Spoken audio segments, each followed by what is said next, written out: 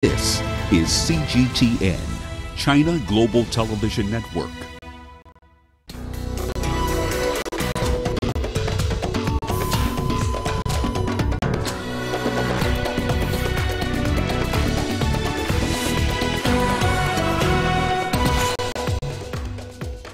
DR Congo rejects African Union proposal to delay announcement of final presidential election results. Chinese President's Special Representative Yang Jiechi meets with Cameroon President Paul Biya.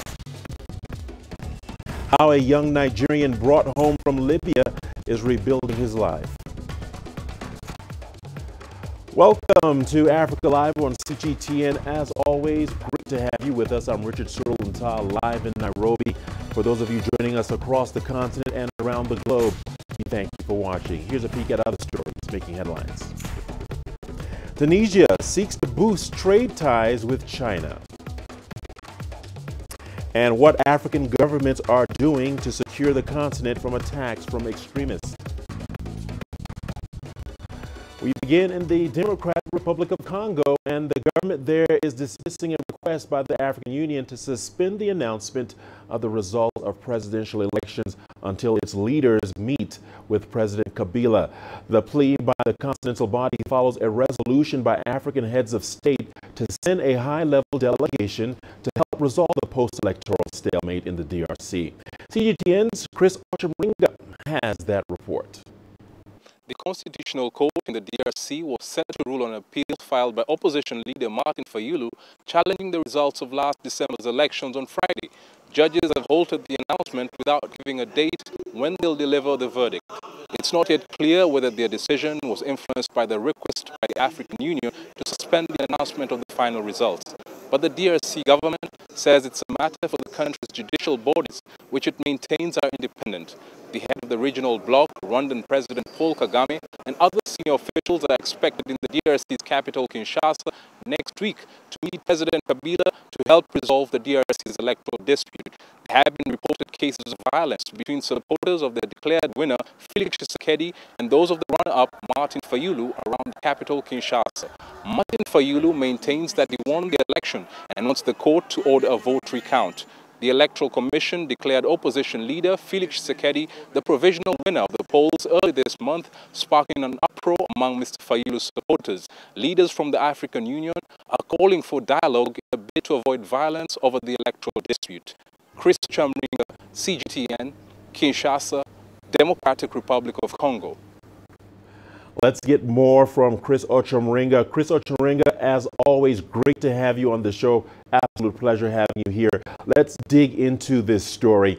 What's the latest on the awaited decision by the Constitutional Court on the DRC's election results? Well, the Constitutional Court hasn't given any confirmation whether they're going to announce the results today. Normally, the lawyers of both sides are supposed to be informed ahead. I spoke to one of the lawyers of Mr. Martin Fayulu, and he told me he has no clue whether the announcement, the results will be read out today. People are just going to the court to see whether there will be any announcement. So for now, we can't state for sure. Well, the African Union's proposals has been rejected. Will the AU delegation headed to the DR Congo still be welcome there? Yes, they will be welcome. Actually, the advance party of that delegation is supposed to arrive in Kinshasa today, and then the other senior leaders will be arriving, I think, on Monday. It's come as a surprise to many people, observers of politics in the DRC, because the DRC government has been, very, very serious about this issue of their sovereignty. They don't want anyone to meddle in their affairs.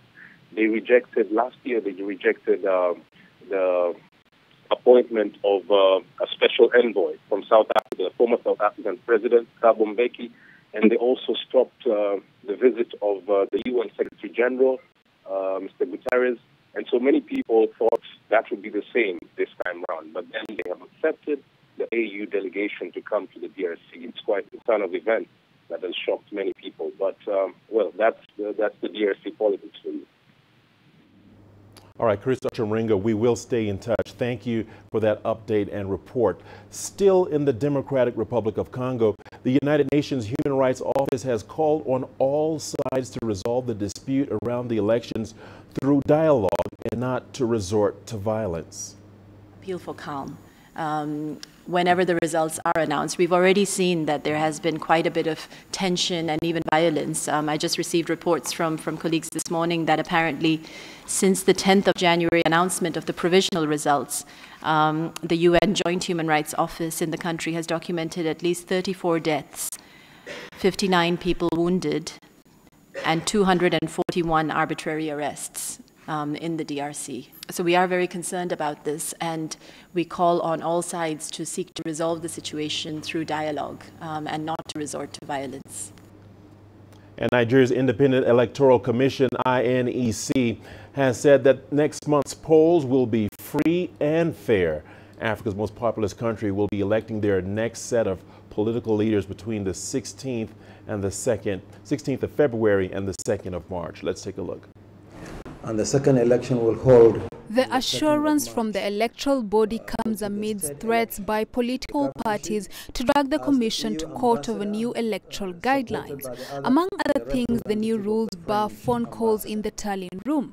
Out of 91 registered political parties, 61 of them view the clause as an attempt to curtail independent tallying of election results. The ruling APC and the opposition PDP are seen as the main contenders in the polls. We are committed to free, fair and transparent process such that will consolidate the position of Nigeria in the international community as a nation that conducts credible elections. 2015 is not a fluke. The February elections will be a litmus test on whether Nigeria can build on the achievements of the 2015 elections, widely seen as credible. It was the first elections where an incumbent Nigerian president conceded defeat. President Muhammad Buhari, who won, is seeking re-election, but he has reportedly promised to ensure free and fair elections. But there are still concerns among some diplomats. I would like to highlight especially one of the concerns that all our embassies have, and that is about the neutrality of the security services. For us, it's very important, all of our embassies, that the security services, the various ones, provide security for the elections to guarantee the safety of the process and voters, but do so in a way that doesn't interfere with people getting to the polls, for poll watchers, civil society monitors, journalists, and others being able to have access and observe the voting freely. There is also growing anxiety over the conduct of elections in the troubled northeast, where Boko Haram has escalated attacks on both civilian and military targets. Failure to conduct elections in the region will mean the outcome is short of the minimum requirement that elections must hold in all 36 federal states across Nigeria. Dina Matengo, CGTN. Well, in less than a month from now, Nigerians will head to the polls to elect their next president.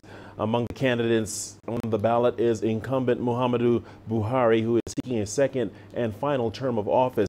But he faces stiff competition from a former vice president of the country, Atiku Abubakar, who is running on the platform of the opposition People's Democratic Party. The candidates on the campaign trail are making a series of promises. CGTN's Deji Badmus reports on the latest from the campaigns. If there's one election where Nigerians are spoiled for choices, it will be the February 16, 2019 presidential race. Unless anything changes between now and that time, Nigerians will have to elect from a list of 73 presidential candidates. But without prejudice to other candidates, the election is effectively a two-horse race between incumbent Muhammadu Buhari and Atiku Abubakar, a former vice president of the country. And both candidates and their parties have been campaigning vigorously across the country. Nigeria's former ruling party is attempting to stage a comeback with Atiku Abubakar, who only defected from the APC to the PDP a few months ago. The thrust of their campaign is contained in a document called the Atiku Plan, in which the candidate outlined his manifesto to, according to him, get the country working again. This is one of the most important elections we have ever faced in this country. because our present, our future, the future of our children and grandchildren is going to be determined by this election. If you make the mistake and return APC to power, you will have yourselves to blame.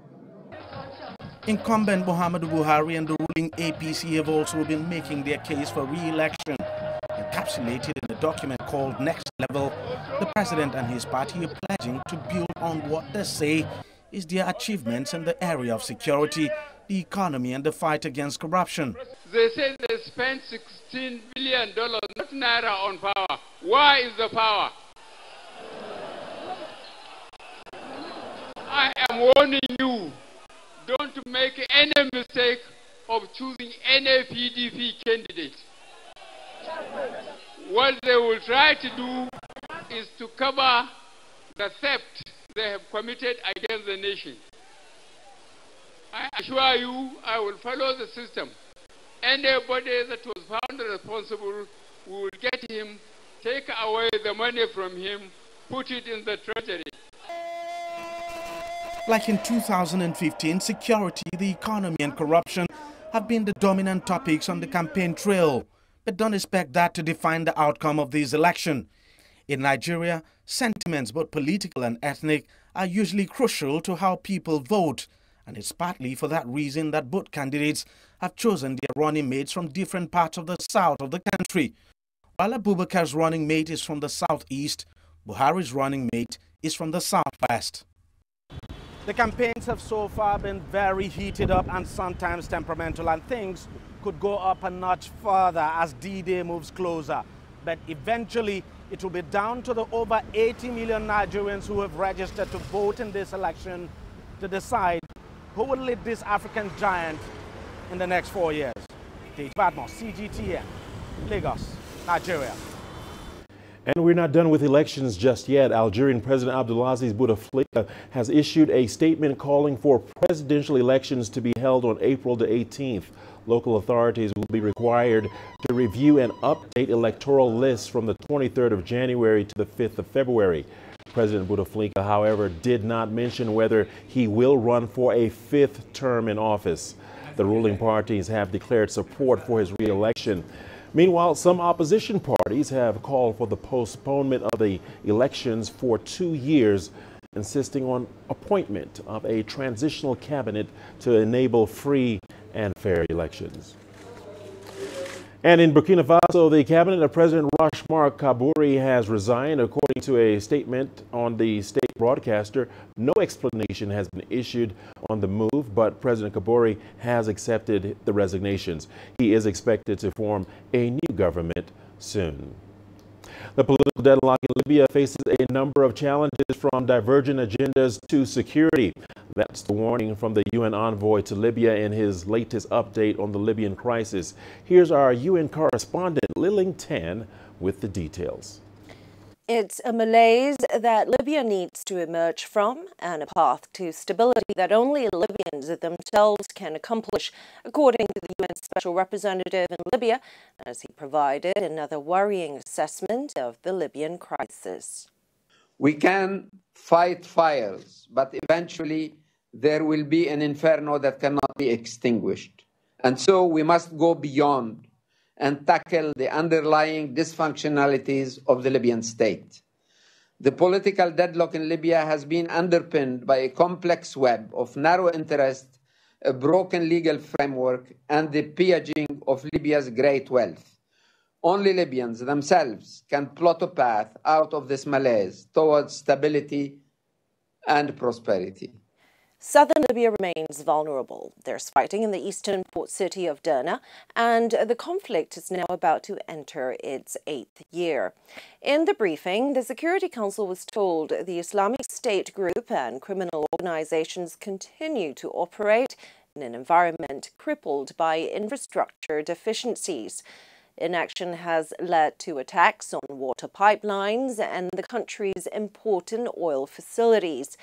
New clashes last week reportedly killed at least 5 people in a major ceasefire violation. And while the envoy said it is Libya that must shoulder the burden, he stressed that international support is crucial. He said terrorist fighters could undermine progress, sabotage the political process, and disrupt fragile economic reforms. If this were to be allowed, Libya's progress will be set back years and almost certainly open the door to those who believe there is only a Marshall solution to Libya's woes. Libya's representative, Al-Mahdi al-Majerbi, said he was hopeful about the upcoming national conference. Most of the council members welcomed the meeting, with some stressing that it must be a priority. The UN is planning the conference with the hope that a roadmap to peace may emerge, but no date has been set yet. Li Lingtan, CGTN, New York. You're watching Africa Live on CGTN. Time for a quick break, but here's what's still ahead on the program. Chinese President's Special Representative Yang Jiechi meets with Cameroon President Paul Biya. And what African governments are doing to secure the continent from attacks by extremists.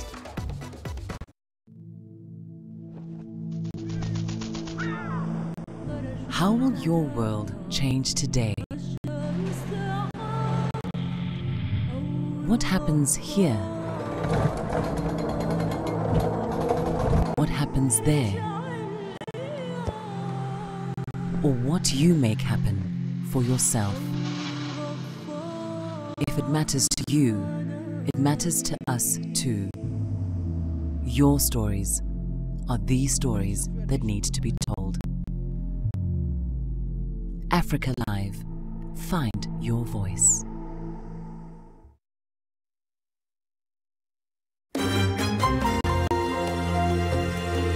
Africa Live. Find your voice. Welcome back. In Cameroon, President Paul Biya has met with the visiting Chinese top envoy. President Xi Jinping's special representative Yang Jiechi also met with Cameroon's prime minister and the foreign minister. He has pledged to strengthen and deepen bilateral cooperation between the two nations. The friendship between China and Cameroon has become increasingly solid over the years. China and Cameroon seek to expand cooperation at all fields, including working on the Belt and Road Initiative and strengthening bilateral ties. China is willing